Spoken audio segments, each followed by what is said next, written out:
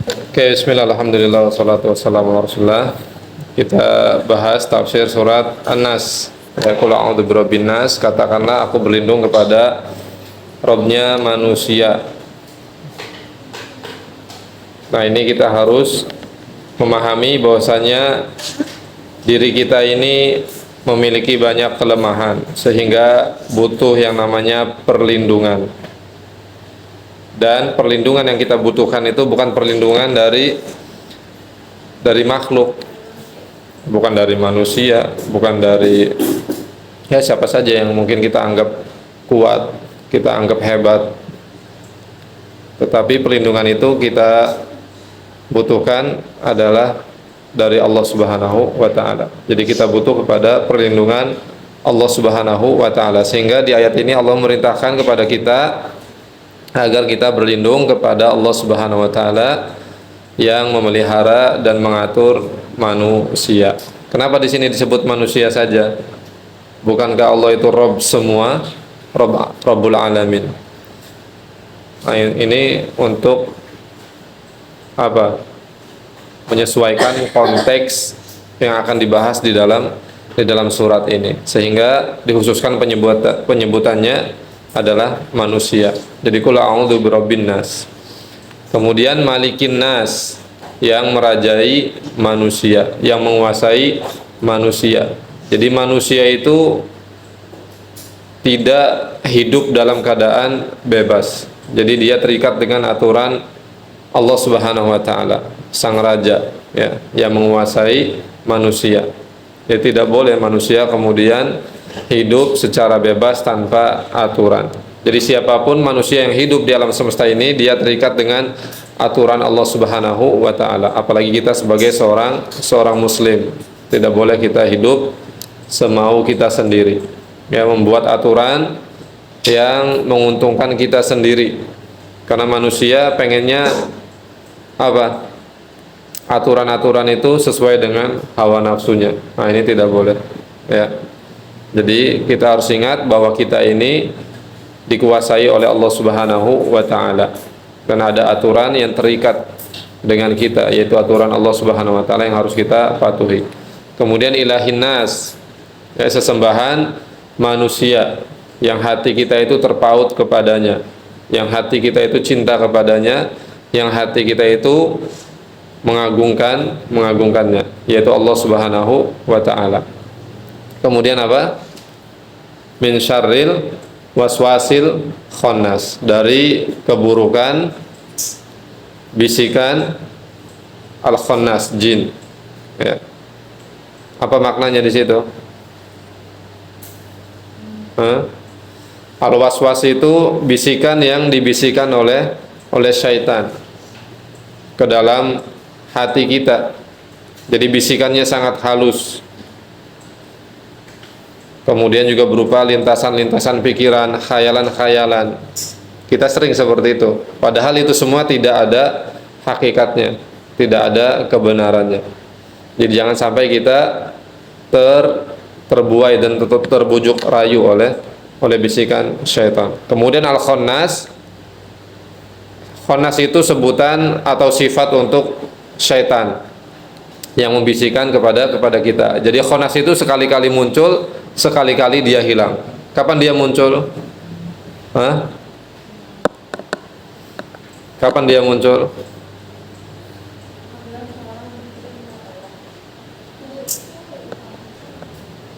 Jadi bisikan itu akan datang kepada kita, masuk ke dalam hati kita, masuk ke dalam dada kita kalau kita lagi lalai tidak berzikir mengingat Allah.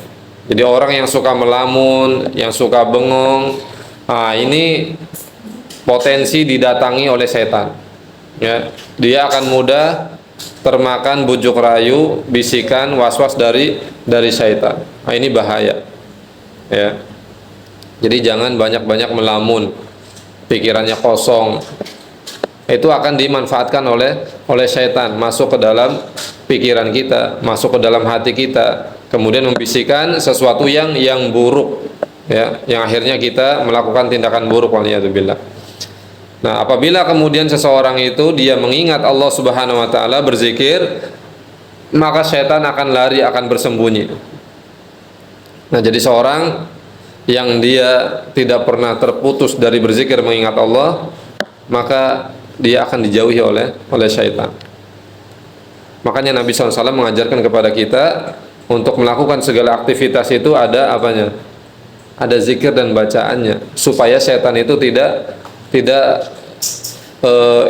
intervensi, tidak ikut campur dalam kehidupan kita.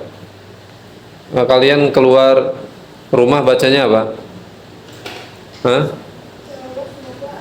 Bismillahi tawakkaltu 'ala Allah, la haula wala quwata illa billah. Dibaca enggak ini? Hah? Iya, kata Nabi SAW, siapa yang membaca doa ini ketika keluar rumah, maka dia akan mendapatkan banyak keutamaan. Hudita wa wukita wa kufita, kau diberi petunjuk, kau diberi penjagaan, kau diberi kecukupan. Wa tanaha anhu asyaiton, dan setan akan lari darinya. Bahkan tidak hanya lari, dia pun akan memberi kabar kepada teman-teman setan lainnya. Jangan ganggu orang ini, sesungguhnya dia sudah mendapatkan perlindungan, mendapatkan petunjuk, mendapatkan kecukupan. Bagaimana kita bisa menggoda orang ini? Itu satu zikir bisa memberikan protek yang dahsyat pada diri kita.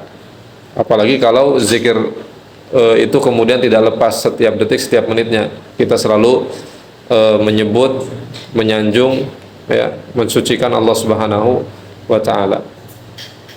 Maka setan akan jauh dari kita. Kemudian apa? Alladzi waswisu fi sudurin nas. Yang diserang mana? Hah?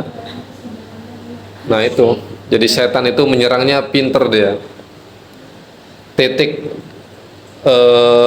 pusat seorang manusia, yaitu hati. Jadi pusat kesadaran, pusat niat, dan pusat segalanya ini di hati kita. Ini yang diserang oleh syaitan. Maka harus dijaga hati kita. Jagalah hati, jangan kau nodai. Ada ininya, nasidnya itu. Jagalah hati, cahaya ilahi. Bila hati kian bersih, pikiran pun akan jernih. Dan seterusnya. Dulu saya hafal itu, nasid itu. Karena bagus syairnya. Itu tentang hati. Jadi hati ini luar biasa, ya. Harus dijaga. Jangan biarkan syaitan itu menginjak-injak hati kita. Ya. Jadi hati ini ibaratnya mahkota yang ada pada tubuh kita. Maka jangan sampai kemudian itu dirobek dan dihancurkan oleh syaitan. Jangan dibiarkan. Proteknya adalah dengan berzikir, banyak mengingat Allah Subhanahu wa Ta'ala. Kalau sudah diserang hati, maka sudah, kita akan takluk dan tunduk kepada syaitan. Waliyadzubillah. Kemudian minal jinnati wan nas, dari jin dan manusia. Ya. Kalau jin kan dia membisikkannya tidak terlihat. Dia ada pada tubuh kita, dia ikut mengalir sebagaimana mengalirnya peredaran darah. Ya, kata Nabi SAW, syaitan itu yajri majro ad-dam. Syaitan itu ikut mengalir bersamaan dengan mengalirnya peredaran darah manusia. Nah, kalau manusia ternyata tidak hanya syaitan saja yang suka membisik-bisikan, tetapi juga manusia. Jadi maka ini penting juga menjadi perhatian bagi kita, bahwa kita harus waspada terhadap teman-teman yang suka membisikkan atau membujuk rayu kepada keburukan. Ada nggak di sini di Tafisa? Insya Allah nggak ada. Ya. Kalau di sini semuanya mengajak pada kebaikan, insya Allah. Ya. Jadi ada manusia-manusia yang karakternya itu seperti setan. Siapa? Ya dia yang suka membujuk rayu untuk melakukan perbuatan buruk. Ya. Udah jangan belajar. Misalkan, udah kita tidur aja yuk. Ya. Kita kabur aja yuk, misalkan. Bosen kita di pesantren, kabur aja yuk bareng-bareng misalkan. Nah, kalau orang hatinya lemah, maka mudah terbujuk rayu. Iya ya, ngapain kita ada di sini? Ayo kabur aja yuk. Ayo kita ini kabur rame-rame. Seperti itu. Atau keburukan-keburukan yang lainnya. Ya. Nah, ini memberikan pelajaran yang sangat berharga dan banyak sekali di surat An-Nas ini. Yang pertama, kita harus punya kesadaran bahwa kita ini butuh yang namanya perlindungan dari Allah Subhanahu wa Ta'ala. Kalian perhatikan nggak? Ya, nama Allah disebut berapa kali? Rabbin Nas, Malikin Nas, Ilahin Nas. Jadi kita bertawassul, memohon perlindungan kepada Allah dengan menyebut nama-namanya sebanyak 3 kali supaya kita mendapat perlindungan, ya, agar kita mendapatkan protek dari Allah Subhanahu wa Ta'ala dari bisikan syaitan, karena ini sangat berbahaya, ya, karena menyerangnya langsung ke hati. Makanya Nabi SAW sering membaca surat An-Nas, terus Al-Falaq dan Al-Ikhlas. Kapan dibaca? Sebelum tidur dan sehabis sholat, atau khususnya di zikir pagi dan sore, dibaca 3 kali. Kemudian ditiupkan ke tangan, diusap ke seluruh tubuh. Ya. Itu untuk memberikan perlindungan kepada kita. Dan Nabi SAW mengajarkan kepada kita, kalau misalkan kalian merasakan sesuatu di Tafisa, pernah kejadian ini enggak, sesuatu yang horor gitu? Ada? Mungkin setannya yang lari, kalian lebih horor. Ada nggak? Ada. Nah, itu langsung diazanin aja. Allahu Akbar, Allahu Akbar, nanti dia lari. Enggak, justru itu anjuran dari Nabi Shallallahu Alaihi Wasallam. Jadi setan itu kalau dengar suara azan, kata Nabi, dia lari. Walahu durot, ya, lari sambil ke pentut-pentut. Ya, berarti setan juga dia punya kentut dia. Kata Nabi, setan itu akan lari kalau dengar azan sambil terkentut-kentut. Ya. Nah, iya. Kalau dengar suara azan. Dalam hadis yang lain itu kata Nabi, idza gawalat al-ghailan fabadiru bil adzan. Apabila nampak goilan itu sebutan untuk setan, untuk jin yang dia itu sukanya menggoda manusia. Jadi memang ini kabar dari Nabi SAW, ada jin yang memang hobinya itu iseng, jahil. Ya kayak kalian. Kalian punya sifat iseng nggak? Jahil. Manusia kan ada nggak manusia yang punya sifat iseng, jahil? Ya. Semuanya di sini jahil, iseng. Nah, ternyata di bangsa jin juga ada, ya, yang punya sifat seperti itu, disebutnya gaul, ya. Jadi ini jin yang suka iseng, mengganggu manusia. Dia itu suka menampakkan diri atau menyerupakan dirinya dengan sesuatu untuk nakut-nakutin. Misalkan mungkin dia membentuk bayangan atau apa, atau putih-putih, atau si kunti, atau genderuwo. Banyak ini. Nah, itu ada jin yang seperti itu, namanya jin gaul atau ghailan. Nah, kata Nabi, fabadiru bil adzan. Kalau kalian melihat, ya, penampakan seperti ini, maka langsung mengucapkan azan. Allahu Akbar, Allahu Akbar. Oh iya. Kamar mandi. Jangan kalau di kamar mandi. Makanya sebelum masuk kamar mandi, baca doa dulu. Bismillah, Allahumma doanya Ustaz lupa. Allahumma inni a'udzubika minal khubusi wal khaba'is. Ingatnya pas masuk kamar mandi. Ya kan? Kadang kita kalau mau baca doa itu, kalau lagi enggak mau ke kamar mandi kita lupa apa ya doa kamar mandi. Tapi pas mau ke kamar mandi ingat. Allahumma inni a'udzubika minal khubuthi wal khaba'isi. Bismillah. Ketika buka baju bismillah supaya tidak dilihat oleh setan. Ya. Nah, itu biasanya kalau di zaman dahulu ya, itu orang-orang musafir ketika mereka bersafar, mereka sering diganggu oleh jin, oleh setan yang bernama Goilan dan Gaul ini. Tujuannya apa? Untuk menyesatkan para musafir. Misalkan tujuannya ke Tafisa, tiba-tiba dia salah, malah masuk ke Mumtazah misalkan.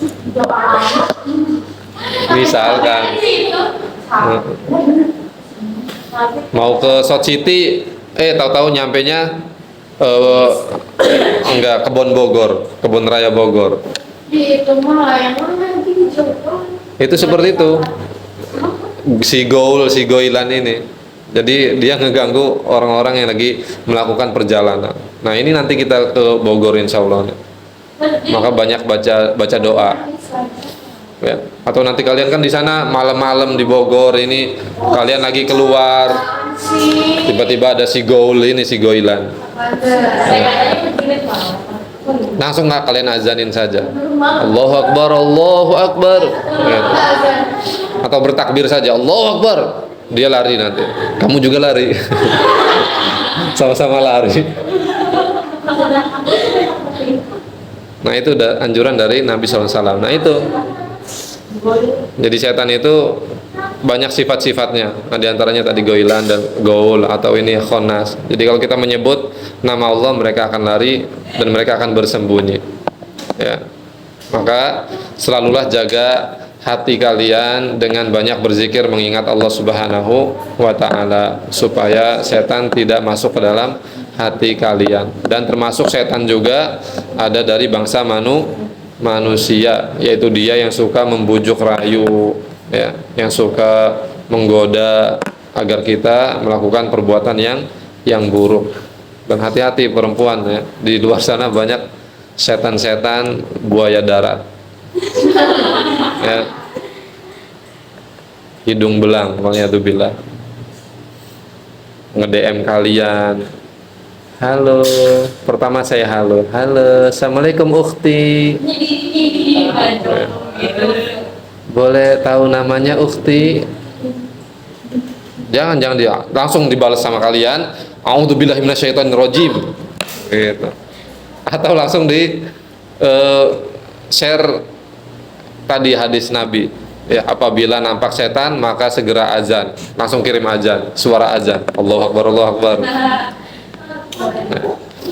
jadi jangan mau, karena wanita hatinya lemah. Lemah nggak wanita? Hah? Kalau kalian insya Allah kuat hatinya, ya. Tapi tidak selalu, karena ada masa-masa di mana hati itu sedang rapuh, ya.